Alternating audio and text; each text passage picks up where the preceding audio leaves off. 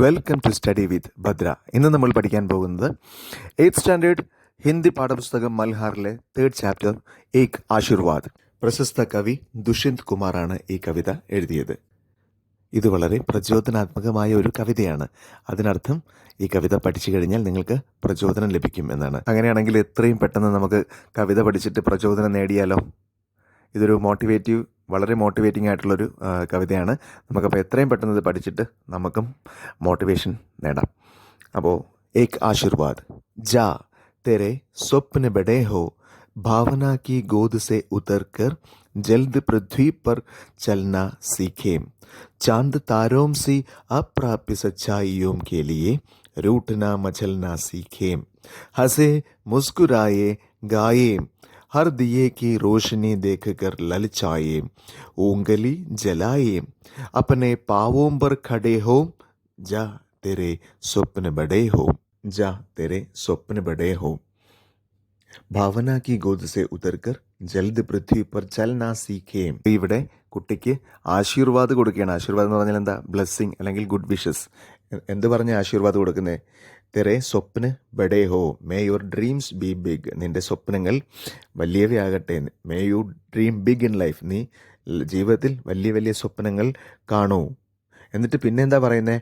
ഭാവനാക്കി ഗോദ് സെ ഉതർക്കർ ജൽദ് പൃഥ്വി പർ ചൽനാ സീഖേ.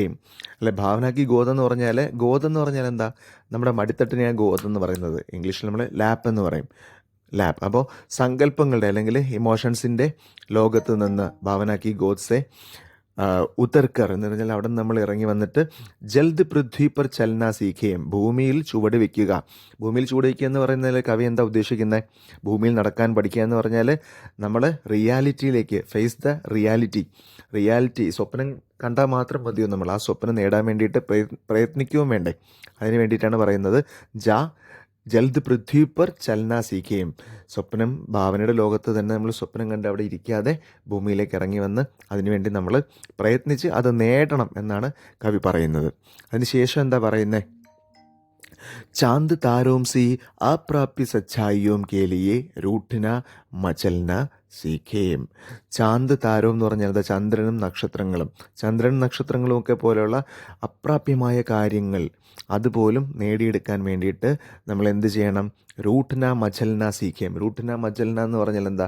ഈ നമ്മുടെ കുഞ്ഞു കുട്ടികൾ കണ്ടിട്ടില്ലേ? കുഞ്ഞു കുട്ടികൾ ഒരു കളിപ്പാട്ടമൊക്കെ വേണമെന്ന് പറഞ്ഞാൽ അവർ അതിനുവേണ്ടി വാശി പിടിച്ച് അതെങ്ങനെയെങ്കിലും നേടിയെടുക്കും. അപ്പോൾ ആ ഒരു കുഞ്ഞു കുട്ടിയുടെ വാശി, അതിനെ ഇവിടെ പോസിറ്റീവായിട്ടാണ് കവി പറഞ്ഞിരിക്കുന്നത്.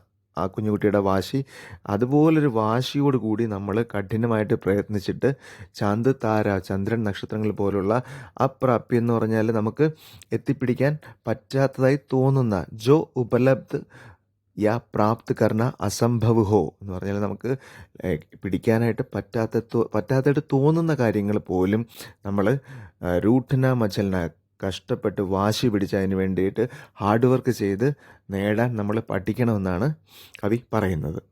അങ്ങനെ പറഞ്ഞ് നമ്മളെ ബ്ലസ് ചെയ്യണമല്ലേ കവി. എന്നിട്ട് പിന്നെന്താ പറയുന്നത്? ഇങ്ങനെയൊക്കെ നമ്മൾ കഷ്ടപ്പെട്ട് ഒക്കെ നേടുമ്പോഴും നമ്മൾ പോസിറ്റീവായിട്ടിരിക്കണം. ഹസേ മുസ്കുരായേ ഗായേ. അപ്പോൾ എങ്ങനെയാണ് നമ്മൾ ഇതൊക്കെ നമ്മുടെ എയിമൊക്കെ സെറ്റ് ചെയ്ത്, ഡ്രീമൊക്കെ സെറ്റ് ചെയ്തിട്ട് അതിന് വേണ്ടിയിട്ട് വാശി പിടിച്ച് കഠിനാധ്വാനം ചെയ്ത് മത്സരിക്കുമ്പോഴും നമ്മൾ എങ്ങനെയായിരിക്കണം? പ്ലസൻ്റ് ആയിരിക്കണം. ഹസേ മുസ്കുരായേ ഗായേ. ചിരിച്ചുകൊണ്ട്, പുഞ്ചിരിച്ചുകൊണ്ട്, പാട്ടുകളൊക്കെ പാടിക്കൊണ്ട് നമ്മൾ നല്ല കൂളായിട്ട് ഇരിക്കണം അല്ലേ? നമ്മൾ സന്തോഷവാനായിട്ടിരുന്ന് കഴിഞ്ഞാൽ നമുക്ക് സന്തോഷം നമ്മളെ വീണ്ടും വീണ്ടും സന്തോഷം തേടി വരുമെന്നാണ് പറയുന്നത്. അപ്പോൾ അതുകൊണ്ട് സന്തോഷത്തോടെ കൂളായിട്ട് നമ്മളൊന്നിലും പതറാതെ ഇതിനു വേണ്ടിയിട്ട് പ്രയത്നിക്കണം. ഹർ ദിയേ കി റോഷ്നി ദേഖ് കർ ലൽച്ചായേം ഊങ്കലി ജലായേം. എന്താ പറയുന്നത്? ഹർ ദിയേ കി റോഷനി. ദിയേ എന്ന് പറഞ്ഞാൽ ലാമ്പ് അല്ലേ, വിളക്ക്. ആ വിളക്കിൻ്റെ റോഷ്നി എന്ന് പറഞ്ഞാൽ ലൈറ്റ്, അതിൻ്റെ പ്രകാശം. ഓരോ വിളക്കുകളുടെയും പ്രകാശം കണ്ടിട്ട് ലൽച്ചാന എന്ന് പറഞ്ഞാൽ നമ്മൾ അട്രാക്റ്റഡ് അല്ലെങ്കിൽ ടെംപ്റ്റഡ്, എൻഡൈസ്ഡ് ആവണം. അതിൽ നമ്മൾ ആകൃഷ്ടരായിട്ട് ഉങ്കിലി ജലായ. ഇവിടെ ഓരോ വിളക്കിൻ്റെയും വെളിച്ചം എന്ന് ഉദ്ദേശിക്കുന്നത് പല വിധത്തിലുള്ള, നമ്മുടെ ലോകത്ത് പല വിധത്തിലുള്ള അറിവുകളുണ്ട് അല്ലേ? അപ്പോൾ ആ അറിവുകൾ എല്ലാം നമ്മൾ നേടണം. അത് ചെറുതും വലുതുമൊക്കെ ആയിരിക്കും. നമുക്ക് ഉപകാരപ്രദമായ എല്ലാ അറിവുകളും നമ്മൾ അതിൽ ആകൃഷ്ടരായി അതെല്ലാം നമ്മൾ നേടണം. അത് നേടാൻ വേണ്ടിയിട്ട് ഉങ്കിലി ജലായ എന്ന് പറഞ്ഞാൽ മെഹനത്ത് കർണ എന്നാണ്, കഠിനാധ്വാനം അല്ലെ, ഹാർഡ് വർക്ക്. എപ്പോഴും കവി റിപ്പീറ്റ് ചെയ്യുന്നത് എന്താ? ഹാർഡ് വർക്ക് തന്നെയാണ് റിപ്പീറ്റ് ചെയ്യുന്നത് അല്ലേ? പ്രയത്നം. നമ്മൾ ഒരു എയിം സെറ്റ് ചെയ്തിട്ട് നമ്മൾ അവിടെ ഇരുന്നാൽ പറ്റുമോ സ്വപ്നം കണ്ടിട്ട്? നമ്മൾ ഉറക്കത്തിലൊക്കെ സ്വപ്നം കാണാറുണ്ട്. ഉണർന്നു കഴിയുമ്പോൾ ചിലപ്പോൾ നമ്മളത് ഓർക്കുക പോലും ഇല്ല, മറന്നു പോകും. അങ്ങനെ ആകരുത് നമ്മുടെ ജീവിതത്തിലെ സ്വപ്നങ്ങൾ അല്ലേ? ജീവിതത്തിലെ സ്വപ്നങ്ങൾക്ക് വേണ്ടിയിട്ട് നമ്മൾ കഠിനമായിട്ട് അധ്വാനിക്കണം. ഉംഗ്ലി ജലാന എന്ന് പറഞ്ഞാൽ മെഹനത്ത് കർക്കെ, അങ്ങനെ നമ്മൾ കഠിനമായിട്ട് അധ്വാനിച്ച് അത് നേടിയെടുക്കണം. നമ്മൾ ആകൃഷ്ടരാവുമല്ലോ ഓരോ അറിവുകളൊക്കെ കണ്ടിട്ട്. ആ അറിവുകളെല്ലാം നേടാൻ വേണ്ടിയിട്ട് നമ്മൾ ഉംഗ്ലി ജലാന ഹേ. അപ്പോൾ ഉംഗ്ലി ജലാന എന്ന് പറയുന്നതിൽ നമ്മൾ ചിലപ്പോൾ ഇതൊക്കെ നേടുന്ന വഴിയിൽ ഹാർഡ്ഷിപ്സ് ഒക്കെ ഉണ്ടാകും, നമുക്ക് കഷ്ടപ്പാടുകളൊക്കെ ഉണ്ടാവും. അപ്പോൾ അതൊക്കെ നമ്മൾ മറികടന്നുകൊണ്ട് ഈ നമ്മുടെ ലക്ഷ്യങ്ങൾ അറ്റൈൻ ചെയ്യണം, നേടിയെടുക്കണം അല്ലേ? ആയിട്ട് കവി എന്താ പറയുന്നത്? അപ്നെ പാവോം പർ ഖടേ ഹോം ജാ തെരെ സ്വപ്ന ബഡേ ഹോം. അപ്നെ പാവോം പർ ഖടേ ഹോം.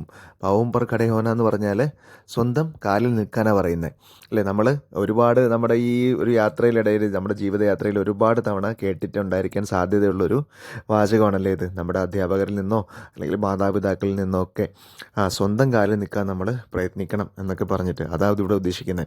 കവി അങ്ങനെ ആശീർവദിക്കുകയാണ്. അപ്പനെ പാവോം പർ ഖടേ ഹോം. കഠിനമായിട്ട് പ്രയത്നിച്ച് ജീവിതത്തിലെ ലക്ഷ്യങ്ങളൊക്കെ നേടിയിട്ട് നമ്മൾ ഇൻഡിപെൻഡൻ്റ് ആവണം. ആരിലും നമ്മൾ ഡിപ്പെൻഡൻ്റ് ആകരുത്. നമ്മൾ സെൽഫ് സഫിഷ്യൻറ്റ്, അല്ലെങ്കിൽ ഹിന്ദി പറയുകയാണെങ്കിൽ ആത്മനിർഭർ എന്നൊരു വേർഡ് കേട്ടിട്ടുണ്ടോ? ആത്മനിർഭർ ഭാരത് എന്ന് കേട്ടിട്ടില്ലേ?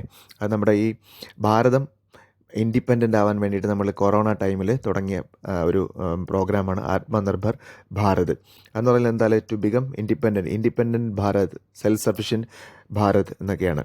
അതിൻ്റെ ഒരു ടാഗ് ലൈൻ ഉണ്ട്.